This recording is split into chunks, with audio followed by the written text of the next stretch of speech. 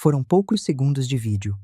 O suficiente para a mulher do meu único filho me chamar de velha encostada na frente de uma sala cheia de gente que ria. A gente aguenta porque, quando ela morrer, pelo menos Daniel herda. Foi isso que ela disse, com uma taça na mão, enquanto o meu filho abaixava os olhos e não dizia nada. Poucos segundos. O suficiente para partir a minha vida em duas, o antes e o depois daquela noite. Morava sozinha numa casa antiga perto das montanhas, a algumas horas de Monterrey, no norte do México, encostada nas encostas da Sierra Madre. É uma região onde o vento desce das serras com um som comprido, quase de reza, e onde o silêncio, quando a noite cai sobre a casa de uma viúva, fica de um jeito que ninguém que nunca passou por isso consegue entender. Quieto do jeito que casa de viúva fica quando já não há mais para quem perguntar se o café ficou forte, se a porta dos fundos está trancada, se amanhã vai chover sobre os rosais. Naquela noite, eu estava sentada na cozinha, com uma xícara de chá de canela entre as mãos, olhando pela janela o escuro se espalhar pelas encostas. Na mesa, ainda estava o pano bordado que meu marido, Miguel Villa-Lobos, dizia ser bonito demais para ser usado todos os dias. Eu usava mesmo assim. Depois que ele morreu, eu tinha aprendido uma coisa que demoraria a entender por completo. Guardar demais as coisas é uma forma discreta de perder duas vezes. Meu nome é Clara. Na época eu tinha 67 anos. Fui casada durante 44 anos com Miguel, um homem de poucas palavras, mãos grossas de trabalho e olhos tão atentos que pareciam enxergar o que os outros escondiam até de si mesmos. Sou mãe de Daniel, avó de Tomás, que todos em casa chamavam de Tomazito. Durante muito tempo, eu achei que isso bastava para explicar quem eu era. O que aquela gente que ria não sabia, enquanto erguia as taças, é que o meu marido tinha morrido 2 anos antes, deixando para mim uma coisa guardada num lugar que eu ainda nem tinha tido coragem de abrir. Uma coisa que ia virar o jogo inteiro. Eles me olhavam e viam uma velha sozinha, fácil de empurrar para um canto. Não faziam ideia de que a mão de um homem morto ainda estava pousada sobre tudo aquilo que eles já consideravam deles. Mas eu também não sabia. Ali, naquela cozinha, eu ainda era só uma mãe quebrada. A descoberta viria depois. Como em tantas outras noites, peguei o celular só para passar o tempo. Eu não sou dessas mulheres que vivem em rede social. Sei usar o necessário. Vejo fotos do meu neto, respondo mensagens, recebo vídeos de oração das amigas, essas coisas. Mas o aparelho vibrou com uma notificação e eu vi o nome de Lorena, minha nora.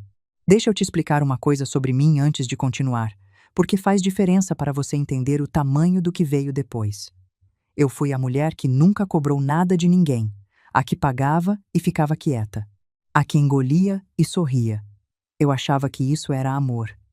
Hoje eu sei que, às vezes, isso é só medo de ser deixada de lado disfarçado de bondade. Lorena Cárdenas era bonita, elegante, sempre muito bem vestida. Daquelas mulheres que parecem ter ensaiado a própria entrada numa sala antes de chegar.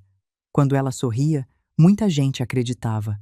Eu mesma acreditei durante anos. A notificação dizia que uma das irmãs de Lorena tinha marcado Daniel em um vídeo da festa. Aposto que ninguém ali percebeu que o telefone tinha captado tudo, inclusive o que não era para sair daquela sala. Toquei na tela por curiosidade, sem imaginar que aquele gesto simples ia separar a minha vida em antes e depois. O vídeo abriu mostrando a sala dos pais dela, em Monterrey. Eu conhecia aquele lugar pelas raras vezes em que fui convidada. Paredes claras, móveis caros, quadros de gosto discutível e gente segurando taça como se taça fosse extensão da mão. Estavam ali Lorena, os pais dela, Beatriz e Arturo, 2 irmãs, alguns amigos e Daniel. Meu filho. A música tocava ao fundo. As pessoas riam. Alguém filmava a mesa de petiscos, outro fazia piada sobre uma viagem, e por um instante eu achei que fosse apenas mais uma reunião, como tantas que eles faziam sem me chamar. Então eu ouvi o meu nome. A voz de Lorena passou pelo barulho como faca passando por pano fino. Ai, por favor, a dona Clara acha que ainda manda em alguma coisa. Coitada. É só uma velha encostada querendo se sentir importante. Houve uma pausa. Uma risada baixa. Depois ela continuou. A gente aguenta porque quando ela morrer, pelo menos Daniel herda. Até lá, é sorrir, chamar de sogrinha e fingir paciência. A sala explodiu em gargalhadas. E não foi risada sem jeito.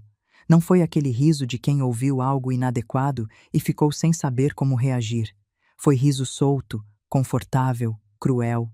Beatriz levantou a taça, como se brindasse a minha humilhação. Arturo balançou a cabeça, divertidíssimo. Uma das irmãs de Lorena levou a mão à boca, mas não para se conter. Era para rir mais. Reparem nisso, porque é importante. Existe uma diferença enorme entre quem ri por desconforto e quem ri por prazer. O riso de desconforto é curto, abafado, foge dos olhos. O riso daquela sala foi longo, aberto, olhando direto para a câmera. Era gente confortável na própria crueldade. E gente confortável na crueldade já praticou muito antes de você ver. E Daniel? Ah, meu Deus, Daniel! Meu filho estava sentado ao lado dela. O menino que eu carreguei com febre pela madrugada, o rapaz por quem eu rezei quando saiu de casa para estudar, o homem para quem eu abri minha bolsa, minha casa e minha vida tantas vezes. Ele ouviu, ele abaixou os olhos, sorriu de um jeito fraco e bebeu. Não disse, não fale assim da minha mãe. Não se levantou, não mudou de assunto.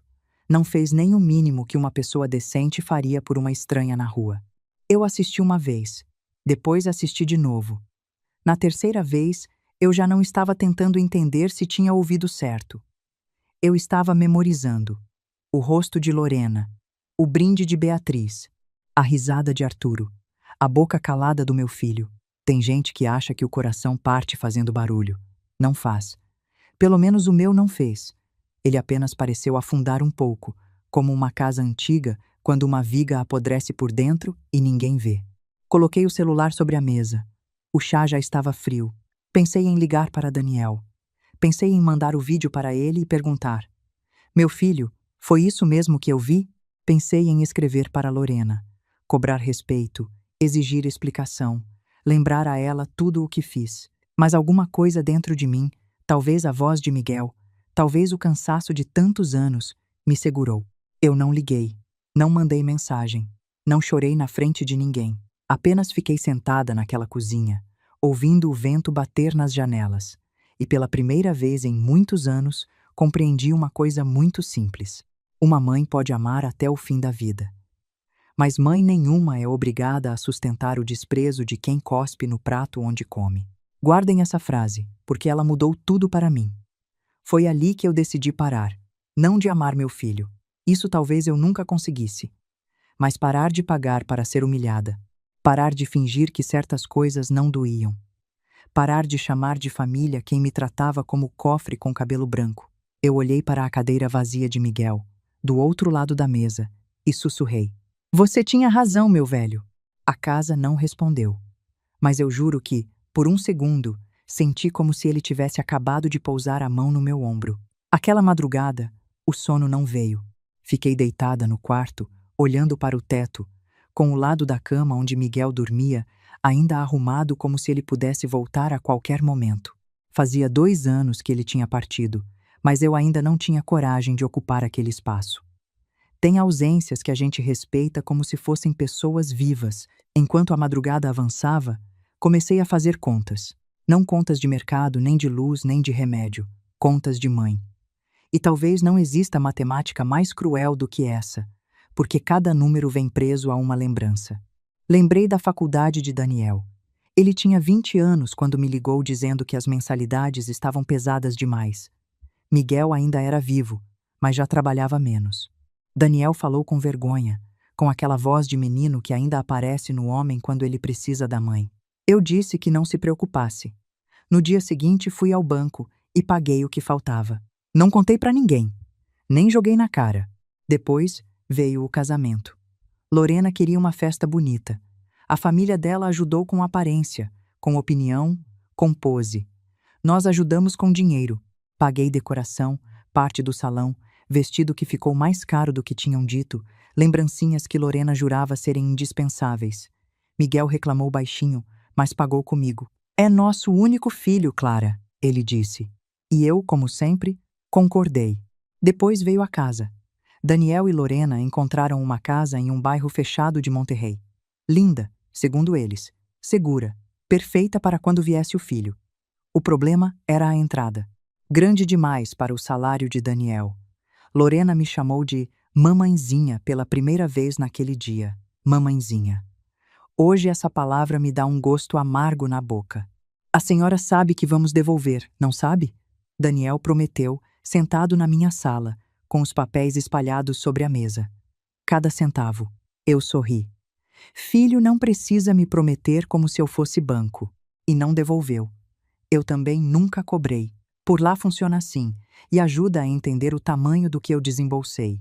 No México, num bairro fechado de Monterrey, a entrada de uma casa costuma ser uma fatia gorda do valor total, e os bancos exigem comprovação de renda alta. Quem entra com a entrada, na prática, está segurando a viga mestra do negócio.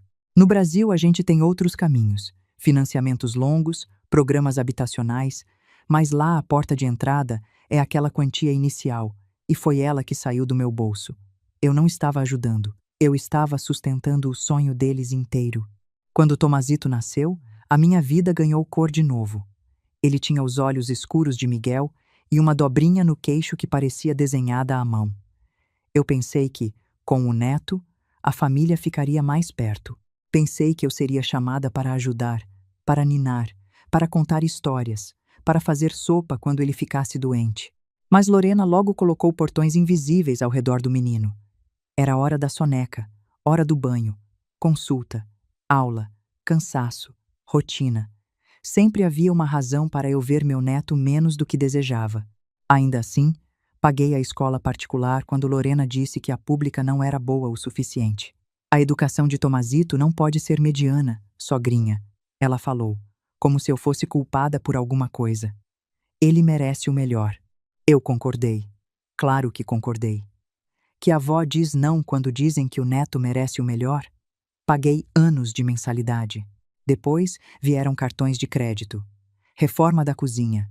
Viagem para a Europa que saiu do controle. Seguro do carro. Plano de saúde. Aula de inglês.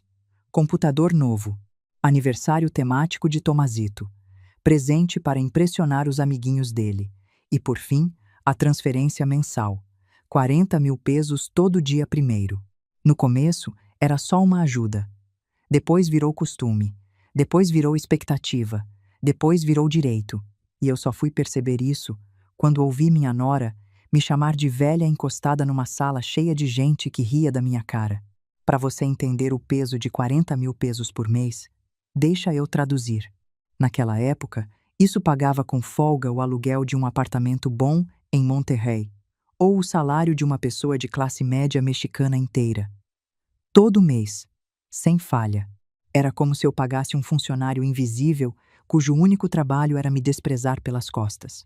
E eu pagava sorrindo, achando que estava comprando proximidade com meu neto. Levantei antes do sol, fui até a cozinha, fiz café na panela de barro e sentei com um caderno velho de capa dura. Anotei tudo o que consegui lembrar. Faculdade, casa, dívidas, escola, seguro, transferências, presentes. Emergências que nunca eram tão emergenciais quanto pareciam. A soma me fez parar a caneta no meio da página. Milhões de pesos, milhões. Não era o valor em si que doía. Dinheiro se perde, se ganha, se transforma. O que doía era perceber que cada ajuda tinha sido recebida não como gesto de amor, mas como degrau para eles subirem em cima de mim. Eu não tinha comprado respeito. Tinha financiado a falta dele. O café esfriou. A luz começou a entrar pela janela. Os rosais que Miguel e eu plantamos juntos se mexiam no quintal. E naquele amanhecer, eu lembrei de uma conversa que passei 2 anos tentando esquecer. Miguel estava doente. O câncer já tinha afinado o rosto dele, mas não tinha tirado a firmeza dos olhos. Estávamos na varanda, enrolados em cobertas, olhando a montanha mudar de cor com o fim da tarde. Ele segurou a minha mão com uma força que me assustou. Clara, escuta uma coisa que talvez você não queira ouvir. Se for sobre remédio, eu já falei que não é sobre remédio, é sobre Lorena. Eu me calei. Miguel respirou devagar. Essa mulher não olha para você como família. Miguel, não me interrompe. por favor. Eu preciso dizer enquanto ainda consigo. A voz dele saiu cansada, mas clara. Lorena calcula. Ela pesa cada carinho, cada visita, cada gentileza. Quando ela te chama de sogrinha, eu vejo os olhos dela indo para sua bolsa, para suas chaves, para os documentos em cima da mesa. Ela não tem pressa porque acha que o tempo trabalha a favor dela. Eu senti raiva. Não de Lorena, de Miguel. Você está sendo injusto. Ela é esposa do nosso filho, mãe do nosso neto. Justamente por isso é perigosa. Porque você confunde o lugar que ela ocupa com o caráter que ela tem. Eu soltei a mão dele. Você está doente. Está vendo ameaça em tudo. Miguel não se ofendeu, apenas me olhou com uma tristeza mansa. Minha Clara, sua bondade é a coisa mais bonita que existe em você, mas é também a porta por onde gente ruim entra sem precisar arrombar. Na época, eu chorei. Disse que ele estava amargo, que doença fazia a pessoa desconfiar do mundo, que Daniel jamais permitiria que alguém me machucasse. Miguel virou o rosto para os rosais. Daniel é nosso filho, mas filho também se perde quando escolhe conforto em vez de coragem. Eu não quis ouvir. Reparem como eu não quis ouvir, porque ouvir significava admitir que a minha vida toda de doação tinha um buraco no fundo. E ninguém quer olhar para o buraco enquanto ainda dá para fingir que o chão é firme. Agora, sentada na cozinha, com a conta dos milhões diante de mim e o vídeo ainda queimando dentro dos olhos, eu entendi que Miguel não estava amargo. Estava lúcido. A doença não tinha azedado o homem. Tinha tirado dele a pressa de agradar. E quando some a pressa de agradar, sobra a verdade. Aquele foi o primeiro dia em que eu arrumei o armário dele. Por 2 anos, eu tinha deixado as camisas penduradas, os chapéus no alto, os sapatos alinhados como se ele tivesse saído para comprar parafusos e fosse voltar antes do almoço. As pessoas dizem que arrumar as coisas de quem morreu ajuda. Talvez ajude algumas. A mim parecia que cada gaveta aberta era uma pequena traição, mas naquela manhã eu precisava de Miguel perto de algum jeito. Comecei pelas caixas de documentos. Contratos antigos, recibos de impostos, fotografias amareladas, cartões de aniversário, um relógio quebrado que ele insistia em guardar porque um dia ainda mandaria consertar. Sorri quando encontrei o relógio. Depois chorei. Depois continuei. No fundo do armário, atrás de uma caixa de sapatos, havia uma pasta de couro escuro. Eu não lembrava dela. Estava presa por uma fita, sem etiqueta. Quando abri, senti primeiro o cheiro de papel guardado. Depois, vi a letra de Miguel. A minha mão tremeu. Havia uma carta. Clara, começava. Sentei no chão do quarto para ler, porque minhas pernas perderam a confiança. Se você encontrou esta pasta, é porque chegou o momento em que finalmente viu o que eu tentei te mostrar. Não escrevo isto para te dizer que eu tinha razão. Escrevo porque te conheço. Você vai procurar desculpas para Daniel. Vai tentar entender Lorena. Vai pensar que talvez tenha exagerado. Não faça isso. Algumas pessoas só chamam de exagero a dor que não querem assumir que causaram. Parei para respirar. Continuei. Procure Margarita Cienfuegos. Ela tem todos os documentos e sabe de tudo que organizei com a sua autorização antiga. Aquela procuração que você assinou quando achávamos que seria apenas por causa da minha doença. Não se assuste. Nada foi tirado de você. Pelo contrário, tudo foi feito para devolver a você o controle que, aos poucos, estavam tentando roubar. Abaixo, mais algumas linhas. Lorena vai tentar fazer você parecer confusa. Vai usar a sua idade como arma. Vai tentar convencer Daniel de que proteger você significa administrar você. Não deixe. Você não é fraca, Clara. Você só foi generosa por tempo demais. A carta terminou com uma frase que me fez abraçar a pasta contra o peito. Quando chegar o dia, não brigue para provar que merece respeito. Apenas feche a porta e deixe que eles descubram que era você quem mantinha a casa de pé. Eu chorei sentada no chão, com as costas apoiadas no armário. Chorei por Miguel. Chorei por mim. Chorei pela vergonha de ter defendido Lorena tantas vezes quando ele já enxergava a verdade. Dentro da pasta havia cópias de escrituras, resumos de contas, cartões de Margarita, anotações sobre fideicomisso, beneficiários, senhas antigas, cláusulas que eu não entendia direito. Fideicomisso. A palavra parecia grande demais para aquela manhã. Tem um detalhe importante para entender o peso disso. Um fideicomisso, no direito mexicano, é um arranjo em que a pessoa põe seus bens sob a administração de uma instituição de confiança, com regras escritas sobre quem recebe o que e quando. Quem criou continua mandando nas decisões em vida e recebendo os rendimentos, mas ninguém de fora entra e toma. No Brasil, o caminho mais próximo seria um testamento combinado com doação, com reserva de usufruto, ou um arranjo via holding familiar. Cada país tem o seu sistema. A ideia é a mesma: blindar o que é seu de quem está de olho. Uma coisa eu entendi naquela manhã. Miguel não tinha morrido me deixando sozinha. Ele tinha deixado uma armadura. Só que eu demorei 2 anos para ter coragem de vestir.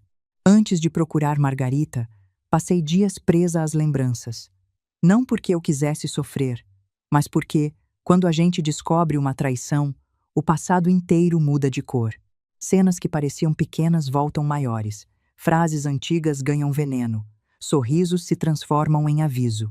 Lembrei do meu aniversário de 65 anos. Lorena tinha prometido fazer um jantar bonito. Disse que eu não precisava preparar nada, que seria a minha noite, que eu merecia descansar. Passei a tarde escolhendo um vestido simples, azul claro, o preferido de Miguel. Fiz pão doce para levar, mesmo ela dizendo que não precisava. Quando cheguei à casa deles, a mesa estava posta para 5 pessoas: Daniel, Lorena, Tomazito, Beatriz e Arturo. 5 pratos, 5 taças, 5 guardanapos. Eu fiquei parada na porta com o pão doce nas mãos. Lorena arregalou os olhos numa atuação quase perfeita. Ai, sogrinha, me perdoa. Eu me confundi toda com a quantidade de lugares. Que cabeça a minha. Beatriz levou a taça à boca para esconder o sorriso.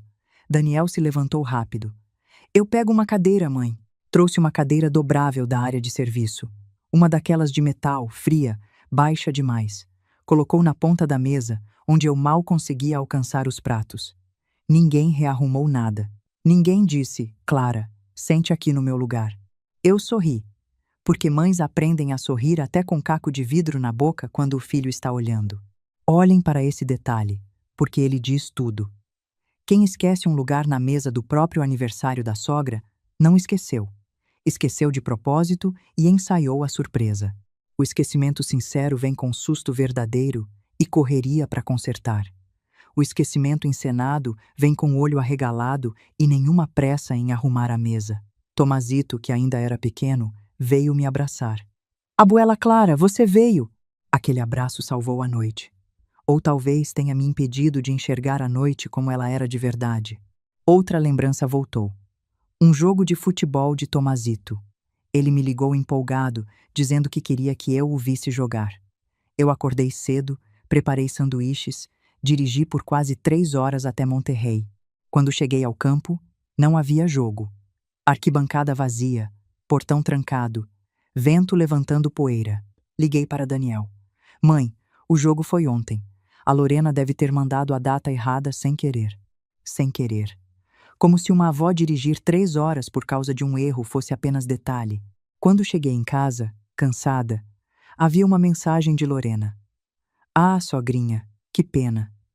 Essas confusões acontecem. Na sua idade é bom confirmar 2 vezes antes de sair.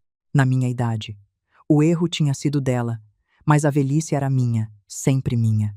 Também lembrei de uma tarde em que fui visitar Tomazito sem avisar. Levei biscoitos de canela, os favoritos dele. Antes de bater, ouvi vozes pela porta entreaberta. Mamãe, posso dormir na casa da abuela Clara no sábado? Meu coração pulou. Lorena respondeu com doçura falsa. Meu amor, sua avó já fica cansada só de subir a escada. Você não quer dar trabalho para ela, quer? Mas ela disse que queria me ensinar a fazer pão. Ela fala essas coisas porque se sente sozinha.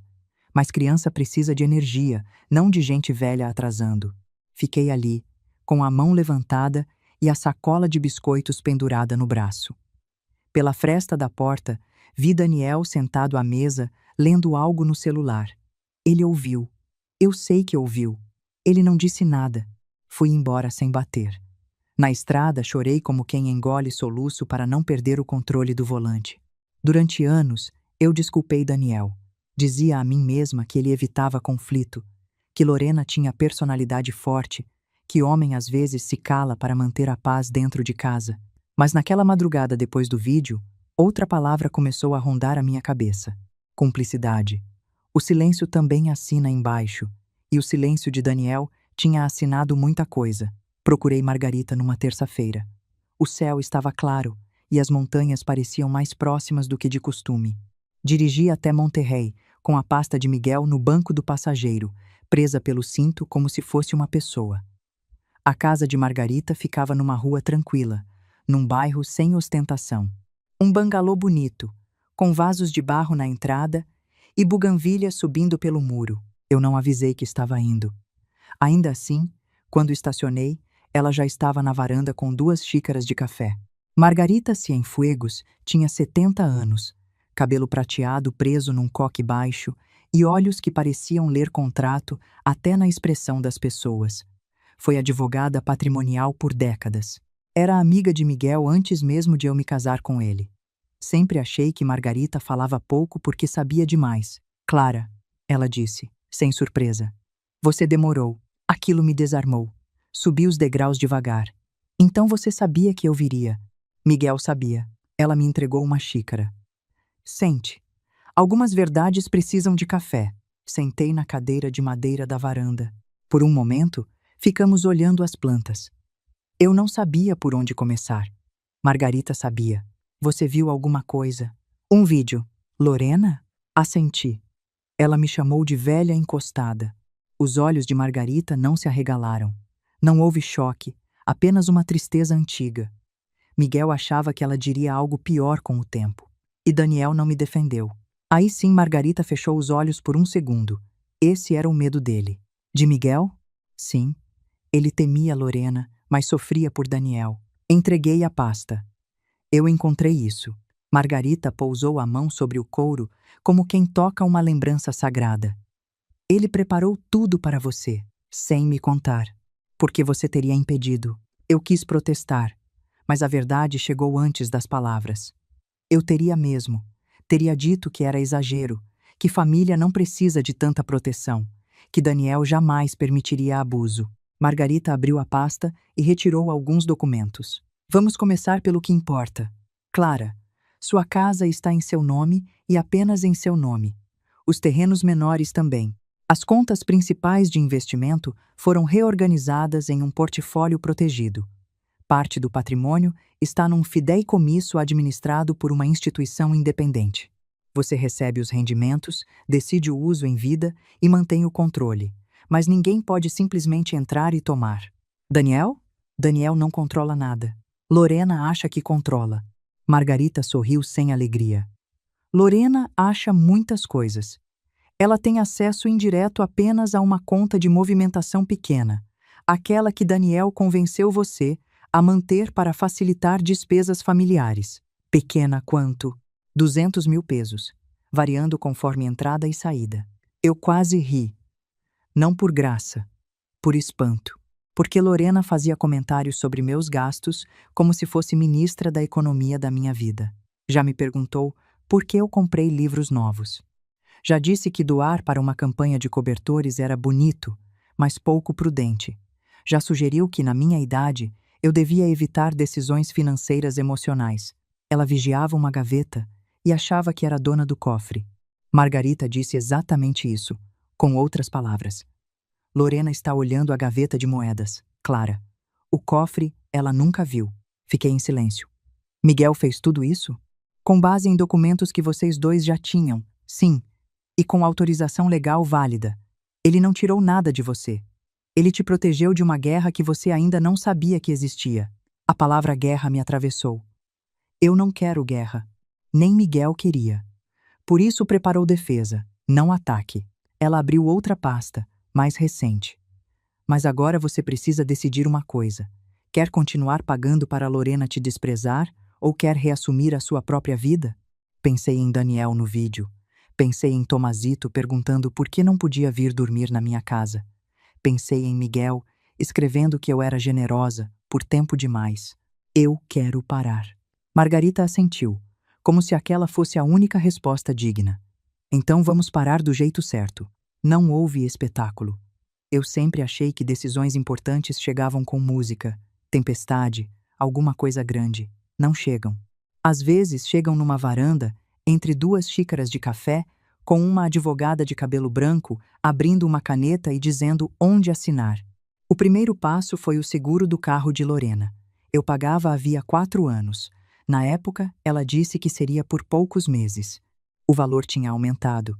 Daniel estava apertado. Tomazito tinha despesas. Família ajuda família. Sogrinha, ela falou, com aquele tom doce que hoje me dá vontade de lavar o ouvido. Liguei para a seguradora. Quero cancelar a apólice vinculada ao carro de Lorena Cárdenas. A atendente perguntou se eu tinha certeza. Explicou consequências. Falou de prazos. Tenho certeza, respondi. Quando desliguei, senti uma leveza estranha. Pequena, mas real. Depois veio a transferência mensal. Margarita me orientou a não fazer nada impulsivo. Tudo precisava ser documentado. Suspender ajuda voluntária não era crime. Eu não devia pensão. Não havia contrato. Não havia obrigação legal. Naquele lugar, isso era comum, mas vale para qualquer mulher da minha idade que se prende a essa dúvida. Ajuda financeira voluntária de mãe para filho adulto saudável não cria, por si só, obrigação legal de continuar. Não é pensão alimentícia, que tem regra própria e protege menores e dependentes reais. No México, como no Brasil, sustentar voluntariamente um filho adulto que pode trabalhar é escolha, não dever. A gente pode abrir a mão um dia e fechar no outro.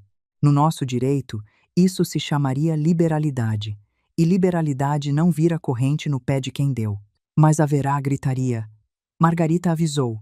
Gritaria não mata. Não, mas manipula quem ainda se sente culpada. Olhei para ela. Eu vou me sentir culpada. Vai. E mesmo assim não pague. No dia 1º, eu não transferi os 40 mil pesos.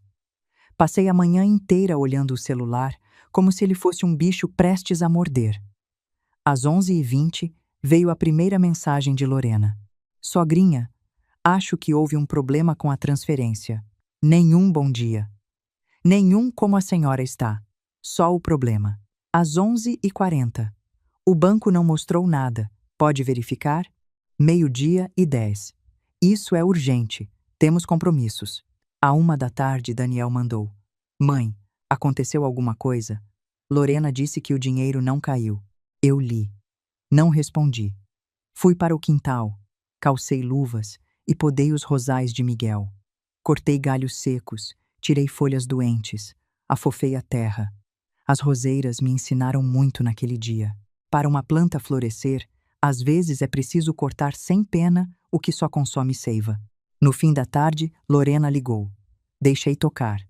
Daniel ligou. Deixei tocar. Lorena mandou áudio. Não ouvi. Jantei sopa de legumes, tomei banho. Rezei. Fui dormir com o celular desligado. Não dormi bem, mas dormi melhor do que na noite do vídeo. No dia seguinte, Margarita veio até a minha casa. Trouxe uma lista. Senhas bancárias, endereços de correspondência, beneficiários, procurações antigas, acesso digital. Tudo seria revisado. Passei 2 semanas mergulhada em papéis. Troquei senhas. Cancelei autorizações que eu nem lembrava ter permitido. Mudei correspondências para uma caixa postal numa cidade vizinha. Reorganizei extratos. Atualizei beneficiários. Não tirei Daniel de tudo. Apesar da dor, ele ainda era meu filho. Mas coloquei condições, camadas, proteções. Qualquer coisa que pudesse cair nas mãos de Lorena ficou travada. Margarita explicava com paciência. Uma coisa é herança, outra é acesso, outra é administração. O erro de muitas famílias é deixar tudo misturado. Aí aparece alguém esperto, chama controle de cuidado e quando a pessoa idosa percebe, já perdeu voz dentro da própria vida. Aquilo ficou comigo. Controle disfarçado de cuidado. Lorena tinha feito isso por anos.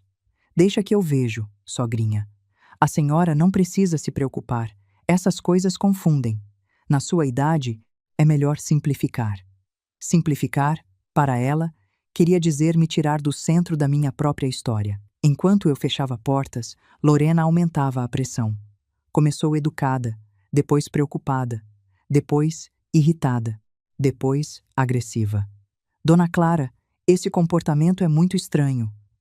A senhora está se deixando influenciar por alguém? Daniel está preocupado. Isso pode afetar Tomazito. A última frase me fez pegar o celular com força. Tomazito. Ela sabia onde apertar. Por um segundo, quase respondi. Quase expliquei que nada daquilo era contra meu neto. Quase fiz o que sempre fiz. Corri para consertar a imagem que os outros tinham de mim, mas me lembrei de Miguel. Não brigue para provar que merece respeito. Apaguei a mensagem sem responder. A primeira rachadura visível apareceu numa sexta-feira. Lorena tentou usar um cartão para pagar a reserva de uma viagem a Cancún. Eu soube depois, por Daniel, mas consigo imaginar a cena como se estivesse lá. Ela sentada diante do computador, cabelo impecável, unhas perfeitas, falando no viva voz com uma amiga sobre o resort. Bangalô com vista para o mar. Spa. Jantar caro. Fotos que fariam outras mulheres invejarem. Inseriu os dados do cartão. Transação recusada. Tentou de novo. Recusada. Pegou outro cartão. Recusado. Ligou para o banco com aquela voz de autoridade treinada. Deve haver um erro. Eu preciso falar com um gerente. A resposta foi educada. Ela não estava autorizada naquela conta. Não era titular. Não podia solicitar informação. Não podia movimentar. Lorena deve ter repetido que aquilo era impossível. Que ela cuidava dos assuntos familiares. Que a sogra era idosa. Que Daniel era filho único. Mas banco não se emociona com drama. Banco lê cadastro. E o cadastro não obedecia a Lorena. Cá entre nós, eu daria muito para ter visto a cara dela naquele momento. A mulher que media o meu valor pela minha utilidade, descobrindo que a torneira tinha um registro e que o registro estava na minha mão. Naquela noite, Daniel me ligou 3 vezes. Não atendi. Depois deixou uma mensagem de voz. Esperei quase 1 hora para ouvir. A voz dele estava baixa. Mãe, eu sei que a senhora está fazendo alguma coisa. Eu entendo. Lorena está fora de si. Só toma cuidado, por favor. Ela pode tentar algo pior. Eu vejo mais coisas do que a senhora pensa. O áudio terminou. Fiquei sentada na sala, olhando para o celular. Aquilo não era cobrança. Não era pedido de dinheiro. Era aviso. Pela primeira vez em muito tempo, me perguntei se o silêncio de Daniel era só fraqueza ou se escondia outra coisa. Mas depois lembrei do vídeo. Nenhuma explicação apagava aquela taça levantada. No sábado seguinte, veio a armadilha que Margarita chamou de a porta que Lorena fecharia com a própria mão. Ela me entregou um documento de aparência comum, cheio de linguagem bancária. O que é isso? Parece uma autorização para a atualização de dados de familiar responsável por informações financeiras. Parece? Margarita sorriu. Na prática, revoga qualquer acesso indireto que Lorena ainda possa alegar ter. Ela vai achar que está assumindo mais controle. Na verdade, estará assinando que não tem controle nenhum. Isso é legal? Perfeitamente. Ela vai assinar de livre vontade. E se ler, entenderá. Mas não vai ler. Por que tem tanta certeza? Porque a soberba raramente lê letras miúdas. Guardem essa frase também, porque ela é mais verdadeira do que parece. A pessoa que despreza você acha que você é burra. E quem acha o outro burro não confere os detalhes, porque acredita que já ganhou. A vaidade é a aliada secreta de quem se defende. Fui à casa de Daniel com o papel dobrado dentro da bolsa. Lorena me recebeu na sala. Beatriz estava lá, sentada como se fosse dona do sofá. Daniel parecia cansado. Tomazito correu para me abraçar, e eu senti vontade de chorar no cabelo dele. Abuela, meu menino. Lorena observou o abraço com impaciência. A senhora veio sem avisar, sogrinha. Passei por Monterrey e quis ver meu neto. Que bom. Não era bom.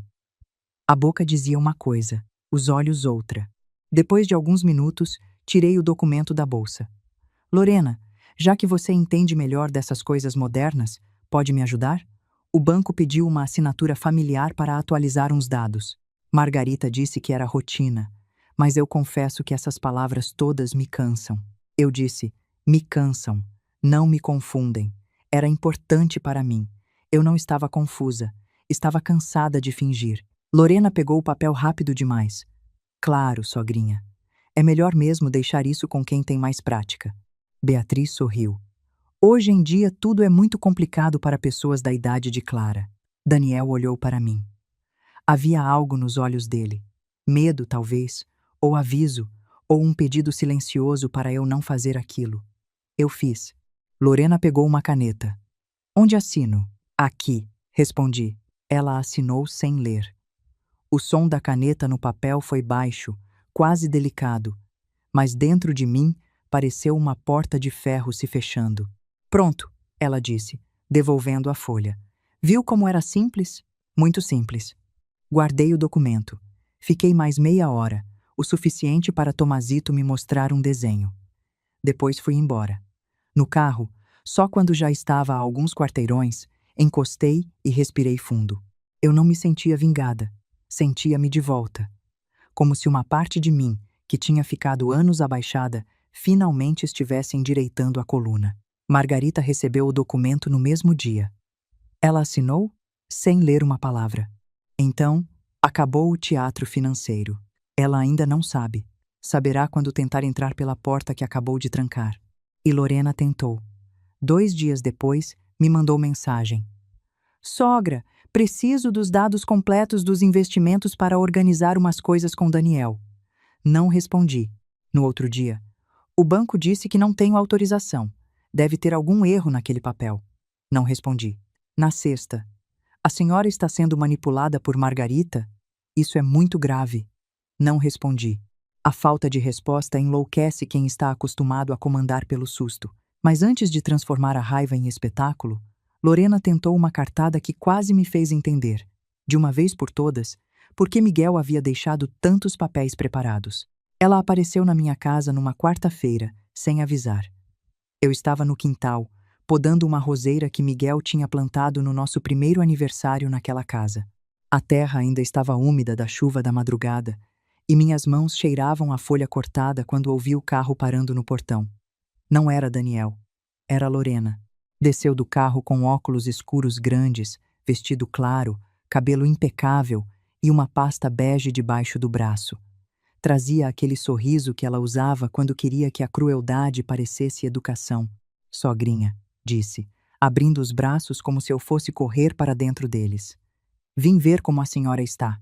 A palavra sogrinha me atingiu como uma colher de mel passada sobre ferrugem. Estou bem, Lorena. Ela olhou ao redor, para o jardim, para a varanda, para as janelas da casa. Eu conhecia aquele olhar. Não era admiração. Era inventário. Posso entrar um minutinho? Pensei em dizer não. Mas uma parte de mim queria ver até onde ela iria quando achasse que eu ainda era a mesma Clara de antes. Pode. Um minutinho. Fomos para a cozinha. Lorena sentou sem que eu oferecesse cadeira, colocou a pasta em cima da mesa e soltou um suspiro ensaiado. A senhora sabe que eu gosto muito da senhora, não sabe? Sei que você diz isso. Ela piscou. Não esperava a resposta. Dona Clara, eu entendo que houve ruídos. Daniel anda nervoso. A senhora está mais sensível desde que perdeu o senhor Miguel. É natural. Luto muda a cabeça da gente. Muda mesmo, pensei. Às vezes muda para melhor. O que você quer, Lorena? Ela abriu a pasta com calma. Quero evitar problemas. Família boa não precisa de advogado, mas às vezes precisa organizar as coisas para ninguém se aproveitar da senhora. A frase era bonita. A intenção, não. Ela tirou de dentro da pasta algumas folhas presas por clipe. Trouxe um documento simples, uma autorização preventiva. Nada demais. Só para Daniel poder falar com bancos, médicos, contadores, essas coisas, caso a senhora precise. É proteção, sabe? Hoje em dia há tanto golpe contra idosos. Sorri por dentro. Golpe contra idosos estava sentado na minha cozinha com perfume caro. Peguei as folhas. As palavras vinham vestidas de cuidado. Autorização ampla. Representação em questões patrimoniais. Acesso a contas. Decisões emergenciais. Assinatura substitutiva. Eu não sou advogada. mas vivi o bastante para reconhecer a armadilha quando ela pede caneta. Parece complicado, falei, deixando minha voz mais cansada do que estava. Minha vista anda ruim. Lorena se inclinou, satisfeita. Por isso mesmo eu trouxe tudo pronto. A senhora não precisa se cansar. É só assinar aqui e aqui. Depois Daniel resolve o resto. Daniel sabe disso? Ela demorou meio segundo a mais para responder. Claro, meio segundo, quando a mentira é pequena, passa. Quando a mentira é grande, grita. Vou deixar para Margarita ler. O rosto dela endureceu antes que o sorriso voltasse. Ah, mas Dona Clara, com todo respeito, essa Margarita está colocando coisas na sua cabeça. Eu sei que ela era amiga do Sr. Miguel, mas às vezes a amiga se mete demais. Pois é, e Nora também. O silêncio caiu na mesa. Lorena recolheu a respiração. Pela primeira vez, vi a máscara tremer. A senhora está diferente. Estou prestando atenção. Ela fechou a pasta devagar. Só espero que a senhora não se arrependa de afastar as pessoas que querem ajudar. Eu afastei o documento. As pessoas ainda estão escolhendo de que lado querem ficar. Lorena se levantou. Tomás sente muito a sua falta. Aí, ela acertou onde queria. Senti o nome do meu neto como mão apertando o meu coração. Não use meu neto para empurrar papel na minha mesa. O olhar dela mudou. Foi rápido, mas eu vi. Atrás da nora ofendida, havia a mulher verdadeira, fria, calculando o próximo golpe. A senhora vai acabar sozinha, Dona Clara. Antes sozinha do que acompanhada por quem mede meu valor em assinatura. Ela saiu sem se despedir. Fiquei na cozinha, com o cheiro do perfume dela ainda preso no ar, olhando para a porta fechada. Depois liguei para Margarita. Ela atendeu no segundo toque. Fale. Lorena veio aqui com um documento. Assinou? Não. Do outro lado, ouvi algo que parecia um suspiro de alívio e uma oração misturados. Traga para mim. Agora. Levei. Margarita leu cada linha com os óculos na ponta do nariz. Quanto mais lia, mais quieta ficava. E eu já conhecia Margarita o bastante para saber que a quietude dela era mau sinal para alguém. Clara, disse por fim, isso não é uma autorização preventiva. Isso é uma procuração disfarçada de cuidado familiar. Não daria tudo a ela de imediato, mas abriria uma porta enorme para Daniel representar você. E conhecendo Daniel, quem conduziria Daniel seria Lorena. Senti o estômago virar. Ela tentou me tomar pela mão. Não. Tentou fazer você entregar a mão dizendo obrigada. Isso parece detalhe, mas não é. Uma procuração ampla, com poderes de representação patrimonial e assinatura substitutiva, entrega a outra pessoa o direito de agir no seu nome. Quando alguém aparece com um papel desses já pronto, pedindo assinatura rápida, dizendo que é só proteção, o sinal de alerta tem que acender. Documento que protege de verdade não tem pressa e nunca chega pronto na bolsa de quem vai se beneficiar dele. No Brasil, a gente chama isso de procuração, e o conselho é o mesmo. Nunca assine o que você não leu com o seu próprio advogado do lado. Margarita fez cópias, fotografou, guardou numa pasta nova e me devolveu o original. Isso ainda vai ser útil. Como? Gente como Lorena sempre nega a intenção. Papel assinado por ela, com data, com a tentativa de te pressionar, ajuda a mostrar padrão. Primeiro, ela tentou acesso financeiro. Depois, se não funcionar, vai tentar capacidade mental. Você fala como se já soubesse. Porque já vi esse filme em tribunal, Clara. Só mudam os atores e o perfume. Na volta para casa, passei pela estrada que descia em direção a Monterrey. O céu estava vermelho atrás das montanhas, e por um momento senti raiva de mim mesma.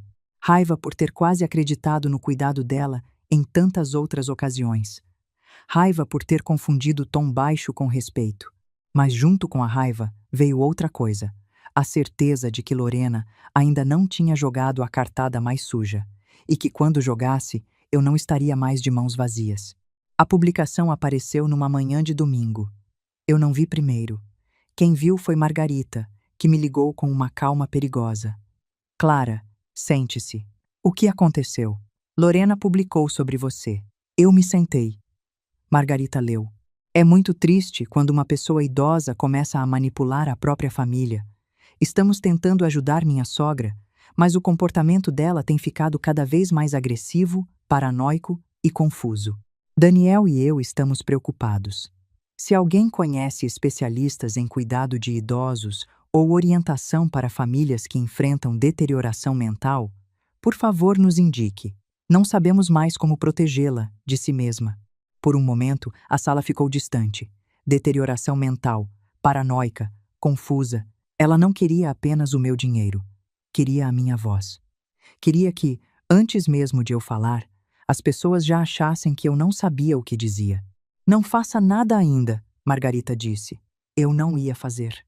Ótimo. Deixe o mundo responder primeiro. E o mundo respondeu. No início, algumas amigas de Lorena comentaram com pena. Que situação triste, amiga. Os idosos podem ficar difíceis mesmo. Força para vocês. Mas depois vieram outras pessoas. Dona Patrícia, vizinha antiga, escreveu: Conheço Clara há 20 anos. Ela cuidou de mim quando meu marido morreu. Nunca vi mulher mais lúcida e generosa. Um antigo funcionário de Miguel comentou: Dona Clara administrava pagamento, contrato e obra melhor que muito engenheiro. Confusa? Duvido.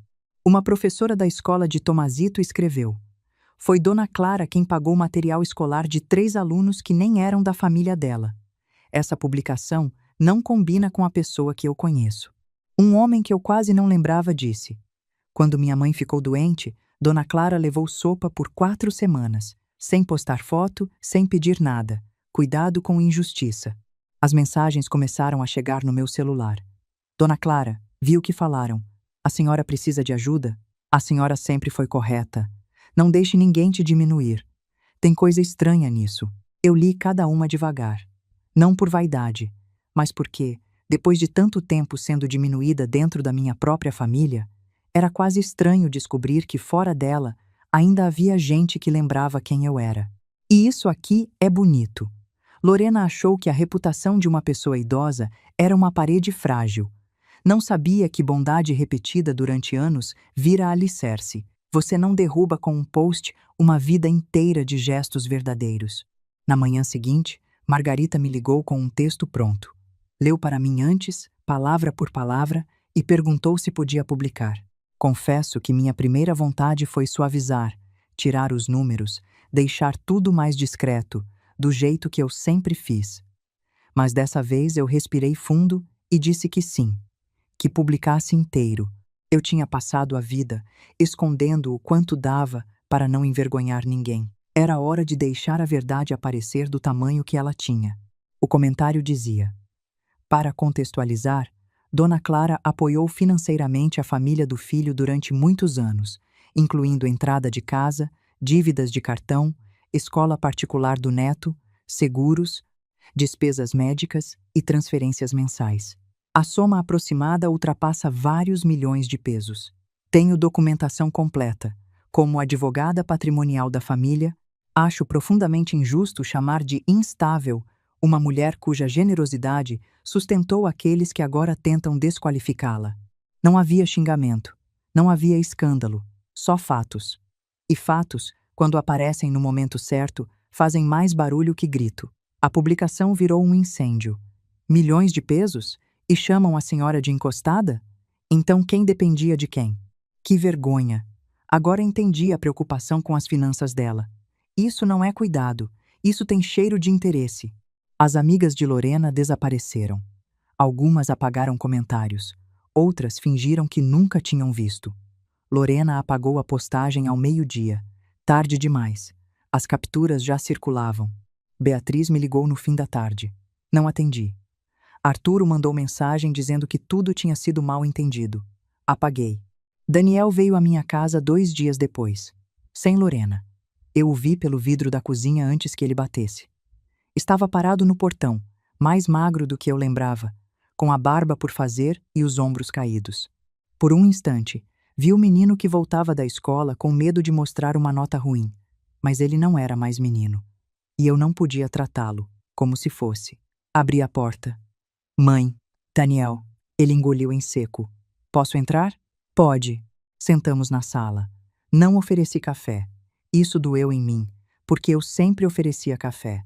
Mas naquele dia, Eu precisava que ele sentisse que algo tinha mudado. Daniel olhou para as próprias mãos. Eu vi o vídeo. Você estava no vídeo. Ele fechou os olhos. Eu sei. Então não viu. Participou. A frase ficou entre nós como pedra. Daniel respirou fundo. Eu mereço isso. Merece mais. Ele assentiu. Eu vim pedir perdão. Perdão por qual parte? Pela sua esposa me chamar de velha encostada? Pela família dela rir? Por você levantar a taça? Por todos os anos em que ouviu coisas assim e fingiu que não ouviu? Meu filho começou a chorar. Não um choro bonito. Choro de homem quebrado, tentando segurar e falhando. Por tudo. Eu queria abraçá-lo. Deus sabe como eu queria. Mas amor de mãe, quando não tem limite, vira cama para filho deitar em cima da culpa e dormir tranquilo. Eu não podia mais ser essa cama. Fale. Daniel passou as mãos pelo rosto. A senhora acha que eu não via nada, mas eu via. No começo, eu dizia para mim mesmo que Lorena era só exigente, depois que ela era insegura, depois que era melhor evitar briga por causa de Tomazito. Quando percebi, eu tinha passado anos me calando. Isso não explica o vídeo. Não explica. Eu congelei. Eu sei que parece desculpa, talvez seja. Mas eu congelei porque, quando ela fala assim em público, depois em casa vem a cobrança, o grito, a ameaça. Ela dizia que, se eu a contrariasse, ia me tirar Tomazito. Dizia que ia provar que eu era instável, incapaz, ingrato. Eu fui ficando pequeno dentro da minha própria casa. Fiquei olhando para ele. E eu? Você me deixou pequena também. Ele baixou a cabeça. Eu sei. Não foi Lorena quem segurou a sua boca quando ela me chamou de peso na frente do seu filho.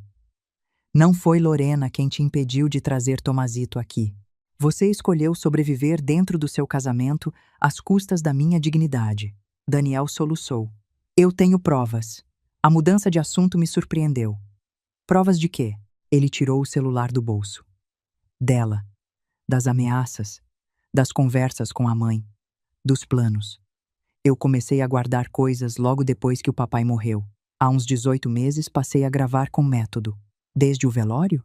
Desde o velório. No começo, sem saber direito por quê. Só sentia que precisava. E por que não me contou? Porque eu tinha vergonha. Porque eu não queria que a senhora soubesse que seu filho virou esse homem. Porque eu precisava juntar o bastante para pedir o divórcio sem perder Tomazito. A mão dele tremia quando abriu os arquivos. O primeiro áudio era de Lorena falando com Beatriz. Daniel é mole. A mãe dele é mais mole ainda. Se a velha assinar mais umas autorizações, a gente controla tudo sem ela perceber. Minha garganta fechou. O segundo era ainda pior. Clara se acha santa porque paga escola e faz transferência. Mas isso é o mínimo. Quando Miguel morreu, era para ela ter passado tudo logo para Daniel. Velha egoísta. Daniel pausou. Tem mais. Eu quero ouvir. Ele hesitou. Esse é do velório do papai. Sentiu sangue sair do rosto. Daniel apertou o play. A voz de Lorena apareceu baixa, mas clara. Agora só falta a velha entender que sozinha ela não dá conta de nada. Se Daniel for esperto, coloca tudo no nome dele, antes que ela comece com mania de doar dinheiro para desconhecido. Beatriz respondeu. Tenha paciência. Idoso cansa. Mais cedo ou mais tarde ela entrega. Desliguei o áudio com a mão firme. Durante 1 minuto, não consegui falar. Miguel ainda estava sendo velado, e elas já falavam de me tomar. Uma coisa que eu aprendi vivendo aquilo. A gravação de uma conversa feita por quem participa dela costuma ser aceita como prova, principalmente quando serve para a pessoa se defender de um plano contra ela. É diferente de grampear conversa de estranhos. Quem grava a própria esposa ameaçando, dentro de casa, está documentando a própria defesa. No nosso direito brasileiro, isso se chamaria prova lícita, produzida por participante da conversa. Por isso eu sempre digo, se você desconfia que estão tramando contra você, preste atenção, guarde o que dizem a você, anote datas. A verdade aparece para quem mantém os olhos abertos. Daniel chorava sem som. Por que você ficou com ela? Medo. Covardia. Dependência. Tomazito. Tudo junto. Você me culpa por ter fechado o dinheiro? Ele levantou os olhos. Não. Eu acho que foi a primeira coisa certa que alguém fez nessa família em anos. Aquilo me atingiu de um jeito que eu não esperava. Eu não posso te salvar como antes, Daniel. Eu não vim pedir dinheiro. Ainda bem. Vim pedir uma chance de fazer certo, não de apagar. Eu sei que não apaga. Ficamos em silêncio. Dessa vez, o silêncio não era vazio. Era difícil, mas verdadeiro. Você vai pedir o divórcio? Já falei com um advogado. Preciso usar as gravações com cuidado, mas há mensagens também. E a publicação dela ajuda a mostrar o padrão. E Tomazito? A voz dele quebrou. É por ele que eu vim. Lorena está instável. Ela grita, quebra coisas, fala de dinheiro na frente dele. Ontem ele perguntou se você tinha deixado de amar a gente. Meu peito doeu. E o que você respondeu? Que não. Que talvez a gente tenha deixado de merecer o jeito como a senhora amava. Pela primeira vez desde que ele entrou, meus olhos encheram de lágrimas. Daniel, você quase me perdeu. Eu sei. Não por causa da Lorena. Por causa do seu silêncio. Eu sei. Eu posso tentar ser sua mãe de novo, mas não vou voltar a ser seu banco. Ele assentiu rápido. Eu não quero isso, e não vou aceitar que você use Tomazito para me comover. Nunca. Se você quer reconstruir, começa ficando de pé, sem meu dinheiro segurando a sua coluna. Daniel chorou mais. Dessa vez eu me levantei, fui até ele e coloquei a mão em sua cabeça, como fazia quando ele era criança. Não foi perdão completo, foi apenas uma porta entreaberta, e naquele momento, era tudo o que eu podia oferecer. Lorena percebeu a mudança antes mesmo de Daniel anunciar o divórcio. Mulheres como ela sentem quando a coleira escapa da mão. Primeiro, tentou doçura. Mandou flores para minha casa com um cartão. Sogrinha, famílias passam por mal-entendidos. Vamos conversar com carinho. Joguei o cartão fora. As flores deixei na varanda para as abelhas. Elas não tinham culpa. Depois, tentou culpa. Tomás sente sua falta. Não deixe conflitos de adultos afetarem uma criança. Depois, ameaça velada. Algumas pessoas da sua idade são influenciadas facilmente. Espero que ninguém esteja se aproveitando da senhora. Depois, veio a crueldade com verniz de preocupação. Tomazito me contou numa tarde em que Daniel o trouxe para passar algumas horas comigo. Ele estava mais quieto do que o costume. Não correu para os rosais. Não pediu pão de canela. Sentou na beirada da cadeira da cozinha e ficou amassando a manga da camisa. Abuela, disse, sem me olhar. A senhora está doente da cabeça? Senti Daniel enrijecer ao meu lado. Eu abaixei a xícara devagar. Por que está perguntando isso, meu amor? Ele encolheu os ombros. A mamãe disse que pessoas velhas às vezes ficam confusas e começam a machucar a família sem perceber. Disse que talvez a senhora precise de alguém mandando nas suas coisas para não fazer besteira. A cozinha ficou tão silenciosa que ouvi o relógio antigo de Miguel bater 2 vezes na sala. Daniel fechou os punhos. Ela falou isso para você? Tomazito olhou para o pai com medo de ter feito algo errado. Ela disse que eu não podia contar. Disse que, se eu contasse, a abuela ia ficar mais brava e talvez nunca mais quisesse ver a gente. Naquele momento, senti a última parte mole do meu coração endurecer no lugar certo. Não era ódio, era proteção. Ajoelhei diante de Tomazito. Escuta bem uma coisa. Eu não estou doente da cabeça.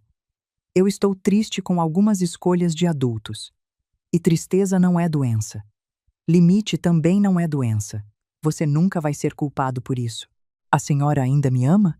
Mais do que ontem. Menos do que amanhã. Ele me abraçou. Daniel virou o rosto para a janela. Não queria que o filho o visse chorando, mas Tomazito viu mesmo assim. Papai também está triste? Daniel se abaixou. Estou, porque deixei algumas coisas chegarem longe demais. Foi a primeira vez que meu filho pediu desculpa diante do próprio filho, sem se esconder em desculpas de adulto. Desculpa, Tomás. Eu devia ter protegido melhor você e sua avó. Tomazito não entendeu tudo. Criança não precisa entender tudo, mas entendeu o bastante para se jogar no colo do pai. Naquela noite, Daniel ficou na varanda depois que o menino dormiu no sofá. Ela usou meu filho, disse ele. Usou nosso menino. Ele passou as mãos pelo rosto. Eu vou sair daquela casa. Você deveria ter saído antes. Eu sei. Saber agora não apaga. Também sei. Ficamos olhando as montanhas escurecidas. Daniel respirou fundo. Eu gravei mais coisas. Tem uma que eu queria que a senhora soubesse antes. Ele tirou o celular do bolso. É dela falando com a mãe, depois que a senhora recusou aquele documento. Apertei os braços contra o peito. Coloque. A voz de Lorena saiu baixa, mas nítida. Se a velha não assina por bem, a gente prova que ela não tem condição. Daniel é fraco, mas filho único ajuda. Com um laudo certo, ele administra. Depois, eu administro Daniel. Beatriz respondeu. Cuidado com o que fala. Isso dá problema. Lorena riu. Problema é ser pobre tendo uma sogra sentada em dinheiro que nem usa. Daniel pausou. Eu não chorei. A dor já tinha passado do ponto da lágrima e virado uma coisa fria. Entregue tudo. Vou entregar. E Daniel? Sim. Dessa vez, não congele. Ele abaixou a cabeça. Não vou. No dia seguinte, Margarita recebeu uma notificação formal assinada por David Pineda, advogado contratado por Lorena. O texto era polido, cheio de expressões cuidadosas e veneno jurídico escondido entre palavras de preocupação. Falava de possível deterioração cognitiva. Falava de comportamento financeiro errático. Falava de influência indevida de terceiros. Falava da necessidade de proteger a senhora Clara de si mesma. Quando Margarita leu, soltou uma risada curta. Pronto. A cobra saiu da pedra. Eu estava na sala dela, em Monterrey, com as mãos pousadas sobre a bolsa. Ela quer me interditar. Quer abrir a trilha. Primeiro chama de avaliação. Depois de proteção. Depois de administração. Quando você vê, estão decidindo por você e chamando roubo de cuidado. Pode conseguir? Margarita tirou os óculos. Contra uma mulher lúcida, com documentos organizados, laudo médico, testemunhas, histórico de tentativa de procuração e uma cláusula de fideicomisso feita justamente para isso? Só se o juiz tiver levado uma pancada na cabeça. Margarita, desculpe, exagerei. 2 pancadas. Eu quase ri. Quase. Aqui vale uma pausa rápida, porque o tema da interdição assusta muita gente. Pedir que alguém seja declarado incapaz de administrar a própria vida é coisa séria. E os tribunais, no México e no Brasil, exigem laudo médico, perícia, provas concretas. Não basta uma nora dizer que a sogra está confusa. A pessoa é avaliada, ouvida, e a palavra dela conta. No Brasil, isso passa por um processo de curatela, com perícia e oitiva. O sistema existe para proteger quem realmente perdeu a capacidade, não para servir de atalho a quem quer pôr a mão no patrimônio alheio. Em 3 dias, fui avaliada pelo Dr. Ricardo Montes, neuropsicólogo em Monterrey. Fiz testes de memória, atenção, linguagem, cálculo, raciocínio, planejamento. Ele me pediu para repetir palavras, desenhar relógio, explicar provérbios, subtrair números, lembrar uma lista depois de alguns minutos. Em certo momento perguntou: Dona Clara, por que a senhora alterou seus arranjos financeiros recentemente? Olhei para ele. Porque descobri que a mulher que se oferecia para cuidar de mim estava tentando cuidar principalmente do meu dinheiro. Ele anotou. A senhora entende as consequências dessas alterações? Entendo. Algumas pessoas vão perder acesso ao que nunca deveriam ter tratado como direito. Ele tornou a anotar. E a senhora se sente pressionada pela doutora Margarita? Margarita me pressiona desde que eu tinha 30 anos, geralmente para tomar café sem açúcar e parar de acreditar em gente falsa. Mas minhas decisões são minhas. Dessa vez ele não conseguiu esconder o sorriso. O laudo saiu claro. Capacidade plena, memória preservada, raciocínio adequado, autonomia para decisões patrimoniais, ausência de sinais compatíveis com incapacidade civil. Margarita leu em voz alta como quem lê poesia. Vou emoldurar? Não. Pena. Ficaria bonito ao lado da foto de Lorena, assinando a própria derrota. Mas o laudo era apenas uma peça. A peça maior era o fideicomisso. Margarita me explicou de novo, porque eu queria entender não só como mãe ferida, mas como mulher responsável pelo próprio destino. Miguel havia deixado uma cláusula preventiva. Se qualquer beneficiário direto ou pessoa ligada a beneficiário tentasse restringir a minha capacidade civil de má-fé para alcançar bens, benefícios e acessos, ficariam suspensos até revisão independente. Em termos simples, se Lorena tentasse me transformar em incapaz para abrir o cofre se trancaria também para Daniel, a menos que ele provasse que não participou. Miguel fez isso para obrigar nosso filho a escolher, falei. Fez. Duro. Amor mole demais já tinha feito estrago. Não respondi, porque era verdade. Naquela mesma semana, Daniel saiu de casa com Tomazito depois de uma briga que terminou com uma vizinha chamando a polícia por causa dos gritos. Lorena quebrou um porta-retrato de Miguel, jogou uma mala no corredor e disse que Daniel era um filhinho da mamãe, que jamais teria coragem de viver sem o dinheiro da velha. Tomazito ouviu tudo. Aquilo mudou alguma coisa dentro de Daniel. Há humilhações que o homem suporta por covardia. Mas, quando vê o filho absorvendo a mesma humilhação como se fosse herança, ou ele acorda ou termina de apodrecer, Daniel acordou tarde. Mas acordou. Entrou com pedido de divórcio e guarda principal. Seu advogado anexou mensagens, gravações, histórico de chantagem emocional e o uso de Tomazito como instrumento de pressão. Lorena respondeu como eu já esperava. Tentou transformar tudo em uma guerra de narrativa. Dizia que Daniel era manipulado por mim, que Margarita queria controlar a fortuna da família, que eu estava mentalmente instável, que o corte de dinheiro era uma forma de violência contra o próprio filho, que ela, Lorena, havia sido a única pessoa corajosa o bastante para tentar proteger a matriarca. Matriarca. Engraçado como gente que nos chama de velha encostada em sala fechada depois nos chama de matriarca diante de juiz. A primeira audiência importante aconteceu numa manhã de céu claro, no Tribunal de Família em Monterrey. Acordei antes do sol. Fiz café na panela antiga, mas não consegui beber tudo. Usei um vestido escuro, simples, e prendi o cabelo com cuidado. Não queria parecer frágil nem vaidosa. Queria parecer o que eu era. Uma mulher lúcida que tinha ido buscar consequência. Margarita passou para me buscar.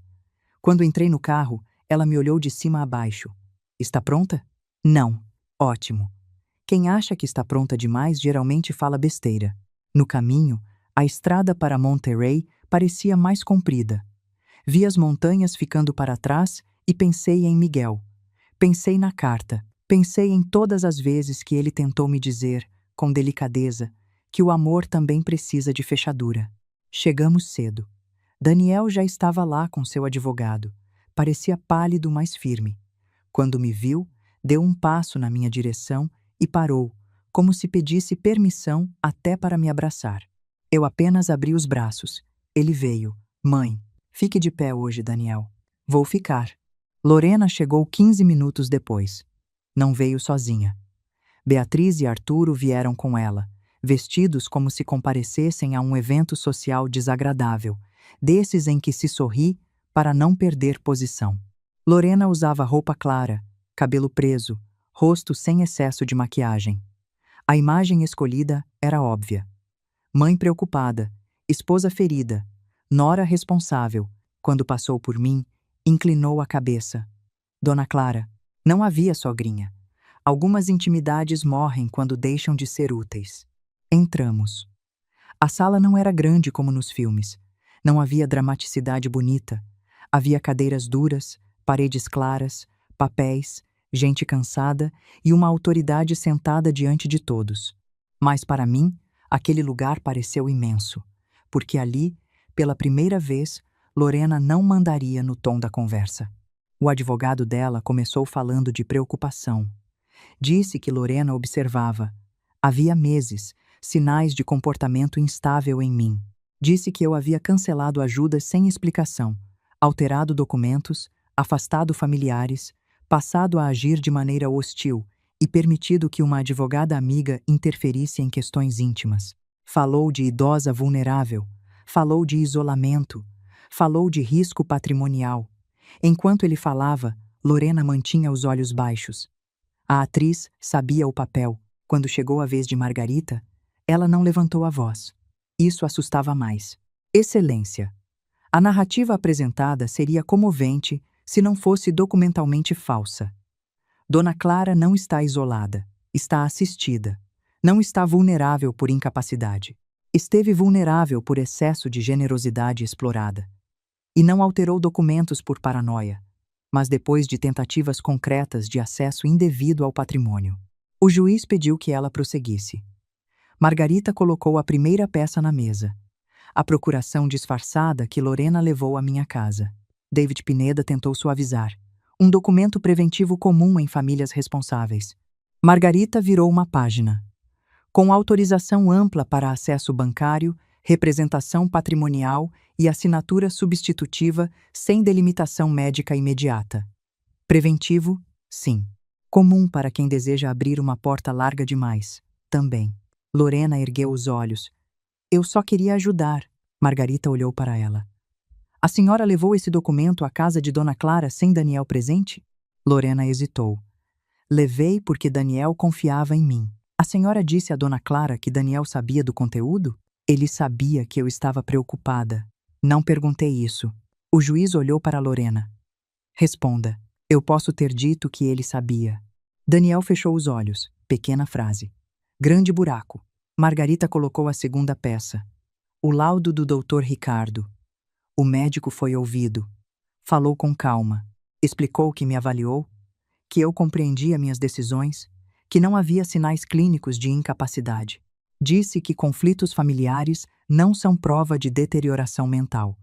Uma pessoa idosa pode tomar decisões financeiras desagradáveis para os familiares e ainda assim estar plenamente capaz, afirmou.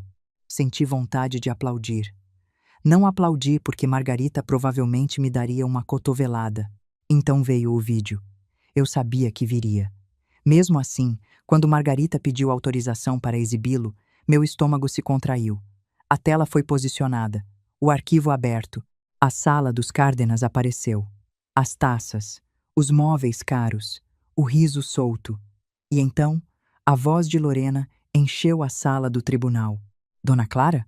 Aquela velha encostada? A gente aguenta porque quando ela morrer, pelo menos Daniel herda alguma coisa. O riso veio em seguida. Beatriz levantando a taça. Arturo balançando a cabeça. Daniel calado, com a taça na mão. Não olhei para Lorena. Olhei para Daniel. Ele chorava em silêncio, não de surpresa, de vergonha. Margarita pediu que pausassem no momento em que Beatriz brindava. A imagem congelada ficou na tela como uma fotografia da covardia. Senhora Beatriz, disse o advogado de Daniel. A senhora aparece neste vídeo? Beatriz apertou a bolsa no colo. Apareço. Está brindando? Eu. Era uma brincadeira. Uma brincadeira chamando uma viúva de velha encostada? Eu não disse isso. Mas brindou. Beatriz ficou vermelha. Arturo tentou intervir. Estão tirando de contexto. Em família se brinca. O juiz olhou para ele. O senhor acharia uma brincadeira adequada se alguém chamasse a sua mãe de encostada e todos rissem? Arturo abriu a boca. Fechou. Pela primeira vez desde que o conheci, ficou sem uma frase elegante para se esconder. Reparem nesse homem. A vida inteira escondido atrás do bom gosto, do brinde elegante, da palavra macia. E bastou uma pergunta direta para a máquina toda travar. Gente que se acha superior costuma ser feita de fachada. Por dentro é corredor vazio. Margarita não parou. Veio o comentário público de Lorena, impresso com data, hora e capturas dos comentários. Veio a resposta de Margarita com a documentação de anos de ajuda. Veio a planilha. Eu não queria que a minha maternidade virasse uma coluna de números, mas naquele dia foi necessário. Entrada da casa, dívidas de cartão, escola de Tomazito, seguros, viagens, transferências mensais, despesas médicas, milhões de pesos ao longo dos anos. O advogado de Lorena tentou dizer que eram presentes familiares. Margarita concordou. Eram, e é justamente por serem presentes que Dona Clara tinha o direito de parar. Gratidão não é obrigação legal, mas difamar quem presenteou, chamando-a de incapaz, quando a torneira fecha, pode ter consequência. Aqui Margarita tocou num ponto que vale guardar. Acusar publicamente alguém de uma doença mental que não tem, para prejudicá-la, tem nome na lei, e a pessoa ofendida pode buscar reparação. O verniz de preocupação não apaga o golpe. Depois vieram os áudios. Daniel foi chamado. Meu filho caminhou até o lugar indicado com o rosto de quem iria se deitar sobre brasas. Respondeu perguntas sobre o casamento, sobre as ameaças, sobre o seu silêncio, sobre o medo de perder Tomazito. Não se pintou de herói. Isso foi o primeiro ato realmente digno dele naquele processo. Eu falhei com minha mãe, disse. Falhei muitas vezes, mas não participei da tentativa de tomar os bens dela. Eu tinha medo da minha esposa, e esse medo me fez covarde. Não inocente, covarde. Aquilo atravessou a sala. Lorena desviou o olhar. O áudio foi reproduzido. Se a velha não assina por bem, a gente prova que ela não tem condição. Daniel é fraco, mas filho único ajuda. Com um laudo certo, ele administra. Depois eu administro Daniel. A voz de Lorena, sem maquiagem, sem vestido claro, sem lágrima ensaiada. A voz verdadeira. O juiz pediu para repetir a última frase.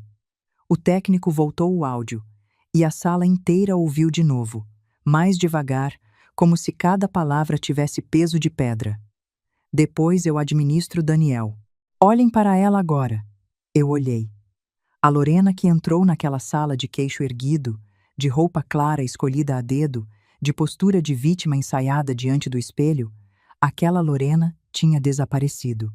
No lugar dela havia uma mulher que via o próprio plano sendo lido em voz alta por um estranho de toga. O rosto dela perdeu a cor de dentro para fora, começando pelos lábios. A mão direita, que ela mantinha elegante sobre o colo, fechou-se devagar até os nós dos dedos ficarem brancos. Ela engoliu em seco uma vez, depois outra. Tentou erguer o queixo de novo, aquele gesto que sempre funcionou para ela, mas dessa vez o queixo tremeu no meio do caminho e desceu. Quem mente com o corpo a vida inteira não tem para onde correr quando a própria voz, gravada, vira testemunha de acusação. A boca pode inventar contexto, o áudio não inventa nada. E o silêncio que veio depois daquela frase repetida foi o silêncio mais barulhento que eu já ouvi. Dava para escutar a respiração do advogado dela mudando de ritmo. Daniel abaixou a cabeça. Eu vi o momento exato em que meu filho deixou de ser apenas marido humilhado e entendeu que também tinha sido projeto de controle. Não era só a mãe dele que eles queriam administrar. Era ele. Depois eu administro Daniel, não era ameaça contra mim. Era um inventário em que o meu próprio filho era um dos itens. Lorena tentou falar. Foi dito num momento de raiva. Margarita virou outra folha. Temos mensagem escrita com o mesmo teor, enviada à senhora Beatriz. A mensagem foi lida. Se conseguirmos provar confusão mental, Daniel administra. Depois eu administro Daniel. Clara não precisa de tanto dinheiro para comprar chá e adubo. A sala ficou quieta. Não era uma frase solta, era plano. Então o advogado de Daniel apresentou mensagens sobre Tomazito. Uma delas dizia: falei para Tomás que a avó está ficando confusa. Criança acredita no que a mãe diz. Se ela quiser ver o menino, vai ter que amolecer. Eu fechei os olhos. Margarita colocou a mão sobre meu braço. Não como advogada, como amiga. O juiz pediu silêncio, embora ninguém estivesse falando. Às vezes a indignação faz barulho mesmo calada. Por fim, veio o fideicomisso. Margarita explicou a cláusula preventiva. David Pineda empalideceu um pouco. Percebi naquele instante que talvez Lorena não tivesse contado ao próprio advogado tudo o que havia tentado. A cláusula era clara. Tentativa de restrição de capacidade de má-fé, com objetivo patrimonial, suspendia benefícios e acessos ligados aos interessados até revisão independente. Daniel, por estar cooperando, separado de fato e entregando provas, poderia preservar direitos condicionados. Lorena, não. Lorena apertou os lábios. Pela primeira vez, a preocupação dela não era parecer boa. Era calcular o que tinha perdido. Notem a velocidade com que o rosto dela mudou. A mulher que entrou na sala vestida de vítima, com a postura ensaiada e o queixo erguido, foi se encolhendo a cada documento. Os ombros desceram. As mãos, antes paradas com elegância no colo, começaram a se torcer. Linguagem corporal não mente como a boca mente. O corpo dela já tinha entendido a derrota antes da cabeça aceitar. O juiz fez perguntas. Muitas. A mim, a Daniel, ao Dr. Ricardo, a Margarita, a Lorena, a Beatriz, a Arturo. Quando perguntou a Lorena por que havia publicado que eu tinha deterioração mental sem laudo, ela respondeu: eu estava desesperada. Desesperada por quê? Perguntou ele. Pela família. Ou pelo dinheiro. O rosto dela se abriu em ofensa. Isso é uma acusação muito grave. O juiz olhou para os papéis. Os documentos também são. Ao fim daquela audiência, não houve sentença final de tudo. Processos têm etapas. A vida real não gosta da pressa das novelas, mas houve decisões provisórias que mudaram o chão. A minha capacidade foi reconhecida formalmente. Qualquer tentativa de tutela baseada naquelas alegações foi rejeitada. O pedido de acesso emergencial aos meus documentos e contas foi negado. Daniel recebeu a guarda principal provisória de Tomazito, com visitas regulamentadas para Lorena. Lorena ficou proibida de falar de disputas financeiras com a criança ou usar minha saúde mental como ameaça diante dele. E o juiz determinou que as provas de tentativa de exploração patrimonial fossem analisadas pelas vias competentes. Lorena saiu da sala sem olhar para mim. Beatriz chorava, mas não era choro de arrependimento. Era choro de quem percebeu que as pessoas estavam olhando. Arturo, o homem do brinde, saiu primeiro. Na porta do tribunal, Lorena perdeu a última camada de controle. Você comprou todos eles, disse. Baixa, mas não baixa o suficiente. Margarita virou o rosto. Cuidado, Lorena. Difamação em corredor de tribunal ainda é difamação. Só muda a acústica. Lorena me encarou. Você destruiu minha vida. Eu estava cansada, muito cansada. Mas a minha voz saiu firme. Não, Lorena. Eu parei de financiar a sua mentira. O resto foi você quem construiu. Ela chegou mais perto. Tomás é meu filho. Sim. E por isso espero que um dia você aprenda a amá-lo, mais do que ama vencer. O rosto dela tremeu. Por um segundo, pensei que fosse me bater. Daniel deu um passo, colocando-se entre nós. Dessa vez, ele não congelou. Chega, Lorena. 2 palavras, atrasadas por anos, mas ditas. Eu não o elogiei, não naquela hora. Filho adulto não ganha medalha por fazer o mínimo depois de muita demora. Mas por dentro, alguma coisa respirou. As semanas seguintes foram pesadas. Lorena ainda tentou uma última manobra. Vazou para algumas pessoas uma versão editada de um áudio meu, cortando uma frase para parecer que eu queria tirar Tomazito da mãe. Mas Daniel tinha a conversa completa. Margarita respondeu com notificação imediata. O advogado David Pineda, que não parecia tolo, retirou-se de algumas alegações com uma elegância constrangida. Foi aí que Lorena começou a ficar sozinha. Não porque as pessoas ficaram boas de repente, mas porque ninguém quer afundar abraçado a quem está perdendo em público. As amigas do clube apagaram fotos. Beatriz e Arturo pararam de postar reuniões familiares. As irmãs de Lorena, que antes riam nos vídeos, começaram a dizer que nunca se metiam em assuntos de casal. Tem uma coisa sobre Monterrey que muda tudo e explica o tamanho da queda dela. Monterrey é uma cidade grande, industrial, de avenidas largas e prédios altos, uma das mais ricas do México. Mas os círculos sociais de classe alta lá são pequenos, fechados. Todo mundo conhece, todo mundo.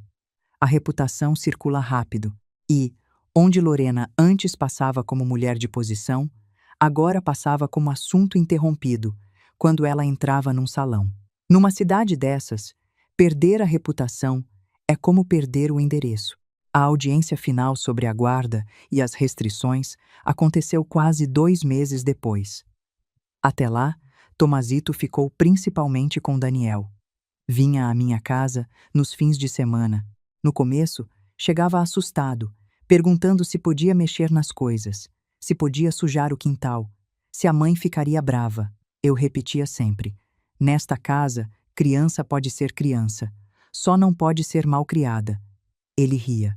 Daniel, por sua vez, começou o trabalho mais difícil: ser filho sem ser dependente.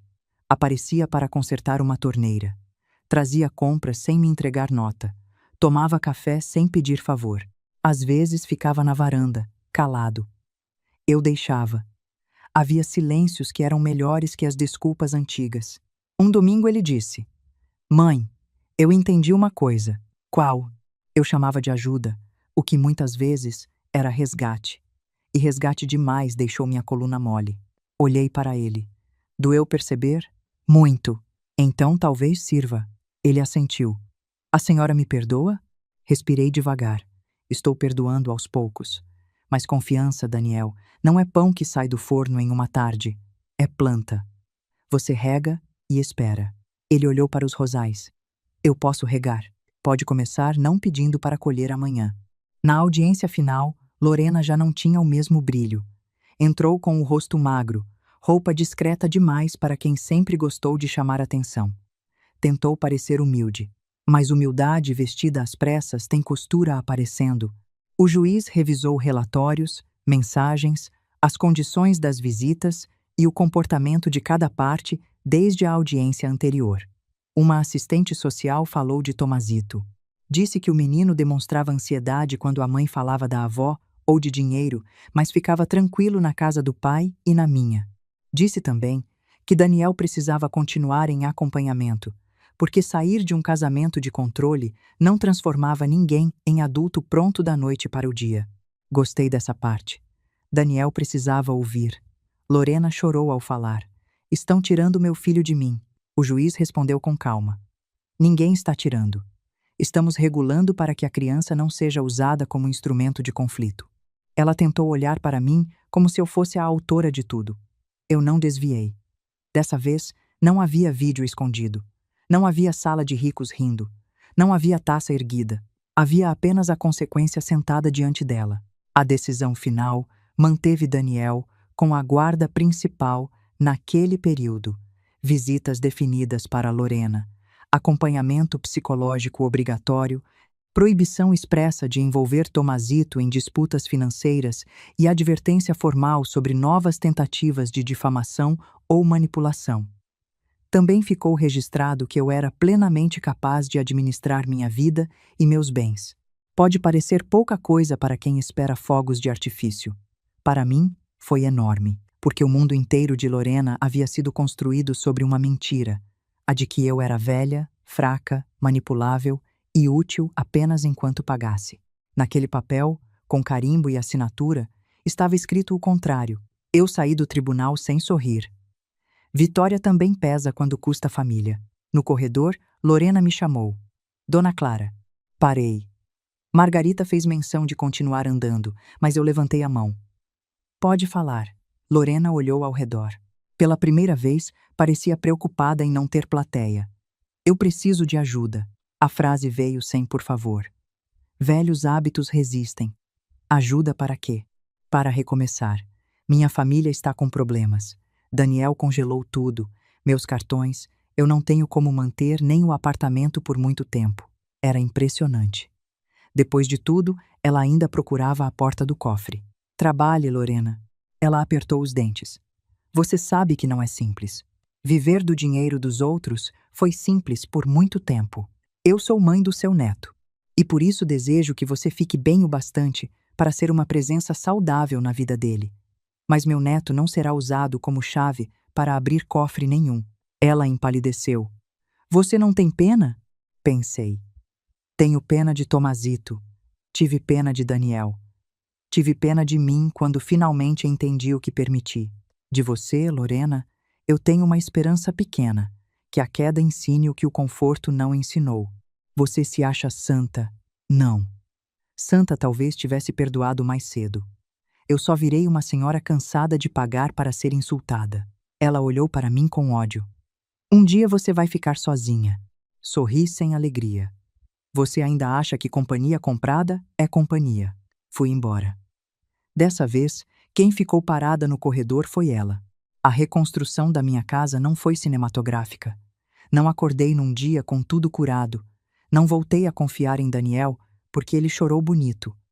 Não esqueci o vídeo porque Lorena perdeu no tribunal. Ferida de mãe não fecha só porque a justiça assinou um papel. Mas a vida começou a mudar de forma pequena e verdadeira. Daniel passou a vir aos domingos com Tomazito. No começo, Sentava na ponta do sofá como visita sem intimidade.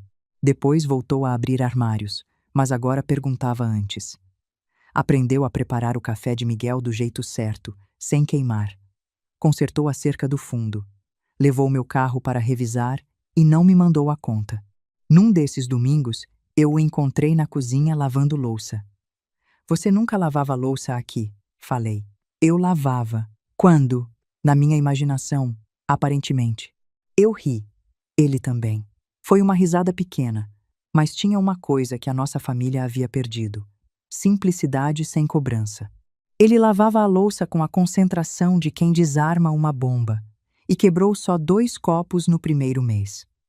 Para um homem que passou a vida deixando os outros limparem a bagunça dele, 2 copos era quase um diploma. Tomazito floresceu antes de nós. Criança reconhece paz como planta reconhece sol. Passou a ter uma gaveta na minha casa com pijama, lápis de cor e um avental pequeno para fazer pão. Ajudava nos rosais, dava nomes às plantas, perguntava sobre Miguel. Uma noite, antes de dormir, ele me chamou no quarto. Estava com o pijama trocado, o cabelo ainda molhado do banho, segurando um desenho. Fiz para a senhora, disse. Era a nossa casa, com um sol enorme e 3 bonequinhos de mão dada na frente. Ele, o pai e eu. No canto, uma quarta figura, menor, com asas. Quem é esse? Perguntei. É o abuelo Miguel. A professora disse que quem a gente ama fica olhando. Eu tive que respirar fundo para a voz não tremer, porque havia meses em que aquela casa só tinha tido eu e o silêncio. E agora tinha um menino me explicando, com a certeza tranquila de quem tem 6 anos, que ninguém ali estava sozinho. O abuelo era bravo? Perguntou um dia. Parecia. E era? Era firme. Bravo só quando alguém confundia bondade com abuso. Igual a senhora ficou? Pensei. Talvez eu tenha aprendido tarde com ele. Tomazito enfiou as mãos na terra. Papai disse que está aprendendo tarde também. Olhei para Daniel, que fingia não ouvir enquanto varria a varanda. Seu pai está aprendendo a tempo de você aprender melhor. O menino gostou da resposta. Eu também. Margarita continuou cuidando dos papéis. Com ela, criei o Fundo Miguel de Estudos para crianças da região, especialmente filhos e netos de trabalhadores que nunca poderiam pagar uma escola melhor. Eu quis que parte do dinheiro que Lorena cobiçou virasse porta para a gente que realmente precisava. A cerimônia foi simples, numa escola comunitária perto de Monterrey. Usei o vestido azul claro do aniversário em que Lorena esqueceu de colocar lugar para mim na mesa. Dessa vez, havia uma cadeira com o meu nome. Parece detalhe pequeno. Não era. Margarita falou pouco. Daniel ficou ao meu lado. Tomazito segurou minha mão e perguntou baixinho se o fundo era como uma roseira grande. Como assim? A senhora planta dinheiro e nasce estudo. Sorri. É quase isso. Quando chamaram meu nome, algumas pessoas aplaudiram. Eu pensei em Miguel. Pensei no homem que deixou cartas, cláusulas e proteção, mas também deixou uma lição que só agora eu entendia completamente. Amar alguém não é entregar a sua vida para essa pessoa administrar. Depois da cerimônia, uma avó me procurou chorando. O neto dela tinha recebido uma bolsa. Não tenho como agradecer, disse. Segurei suas mãos. Faça esse menino estudar. E quando ele puder ajudar alguém, diga para ajudar sem humilhar. Tomazito ouviu. No carro perguntou. Abuela, dinheiro pode virar maldade e pode virar estudo? Pode virar muita coisa. Dinheiro é como água. Se passa por terra boa, ajuda a nascer. Se passa por sujeira, espalha sujeira. Então a mamãe era sujeira? Daniel ficou tenso. Eu escolhi as palavras com cuidado. Sua mãe fez escolhas erradas e gananciosas. Mas você não é as escolhas dela. E ela ainda pode escolher diferente um dia. E se não escolher? Aí você aprende com o erro sem repetir. Ele ficou olhando a estrada. Eu quero usar dinheiro para cachorro abandonado. Então vai precisar estudar, trabalhar e cuidar bem do que ganhar. E não chamar minha avó de encostada. Daniel soltou uma risada que virou quase choro. Eu toquei o rosto do meu neto. Isso já é um excelente começo. Meses depois, no aniversário de Tomazito, fizemos uma festa simples na minha casa. Nada de salão caro, nada de guardanapo duro, Nada de adultos usando criança como vitrine. Ele quis pão de canela, bolo de chocolate e futebol no quintal. Lorena teve o dia dela com ele, conforme a decisão. Eu não tentei apagar a mãe da vida do menino. Apagar mãe também fere criança. Apenas não permiti que minha casa virasse palco para manipulação. Na hora do parabéns, Tomazito fechou os olhos e fez um pedido. Mais tarde, Daniel me contou na varanda. Ele pediu que a casa da abuela nunca mais ficasse vazia. Olhei para o quintal. Havia copos esquecidos, terra no piso, uma bola parada perto das roseiras e cheiro de pão queimado, porque Daniel ainda errava o tempo do forno. Então ajude a realizar, eu disse. Vou ajudar. A casa não voltou a ser cheia todos os dias, mas nunca mais foi vazia do mesmo jeito. Um dia, apaguei o vídeo do meu celular. Margarita ainda guardava uma cópia, por segurança. Daniel também. Mas eu não precisava carregar aquilo no bolso. O rosto de Lorena rindo, Beatriz brindando, Arturo se divertindo, Daniel calado, tudo aquilo já tinha cumprido a sua função. Tinha me acordado e ninguém precisa dormir abraçado ao despertador depois que levanta. Naquela tarde, plantei com Tomazito uma roseira nova. Ele quis colocar uma plaquinha. Qual nome? Perguntei. Ele pensou com a seriedade de quem nomeava uma cidade. Liberdade. Liberdade? É. A professora falou. É quando ninguém manda no coração da gente. Olhei para a palavra torta escrita pela mão de uma criança no quintal de uma mulher que quase deixou a própria velhice ser administrada por ganância. É um nome perfeito. Hoje, quando eu conto essa história, algumas pessoas esperam que eu diga que tudo voltou a ser como antes. Não voltou, ainda bem. Antes, eu amava com medo de desagradar. Hoje, amo com a calma de quem sabe dizer não. Antes, Daniel vinha quando precisava. Hoje vem também quando não precisa. Antes, Tomazito era visita rara, controlada por desculpas. Hoje tem gaveta na minha casa, avental pequeno e uma roseira chamada Liberdade. Antes, Lorena dizia sogrinha, como quem passava mel na beira de uma lâmina. Hoje, quando precisa falar comigo por causa de Tomazito, diz Dona Clara com a formalidade de quem aprendeu tarde que intimidade não é ferramenta. E eu? Continuo morando na mesma casa perto da Sierra Madre. Continuo fazendo café na panela antiga. Continuo conversando com os rosais de Miguel. Mas não sou a mesma mulher que viu aquele vídeo. Aquela Clara acreditava que amor de mãe precisava suportar tudo. Esta Clara aprendeu que amor de mãe também pode ensinar pelo corte. Naquela noite, Lorena riu e disse que eu era uma velha encostada. Ela achou que estava zombando de uma mulher fraca, sozinha, fácil de empurrar para um canto. O que ela não sabia era que algumas mães passam a vida inteira em silêncio, não porque são bobas, mas porque estão escolhendo amar. E quando uma mãe dessas decide parar de sustentar a ingratidão, muita gente descobre tarde demais que chamava de peso justamente a pessoa que mantinha tudo de pé. Se você está me ouvindo e reconheceu um pedacinho da sua própria vida nessa história, eu quero te deixar com uma coisa só. Generosidade não é a mesma coisa que servidão. Você pode amar e ainda assim fechar a torneira para quem só te procura quando precisa dela. Dizer não para quem te despreza não te faz menos mãe, menos avó, menos mulher. Te faz, finalmente, dona da própria casa. E agora eu queria muito ouvir você. Me conta nos comentários de onde você está assistindo, de que cidade, de que cantinho do mundo, porque eu gosto de imaginar quem está do outro lado. Conta também se você já viveu algo parecido, se já precisou aprender a dizer basta, porque a sua história pode ser exatamente o que outra mulher precisa ler hoje. E se essa história tocou o seu coração, se inscreve para não perder a próxima, porque vão vir outras. E cada uma carrega uma lição que a vida cobrou caro para ensinar. Confiem em mim. Vai valer. A gente se vê na próxima.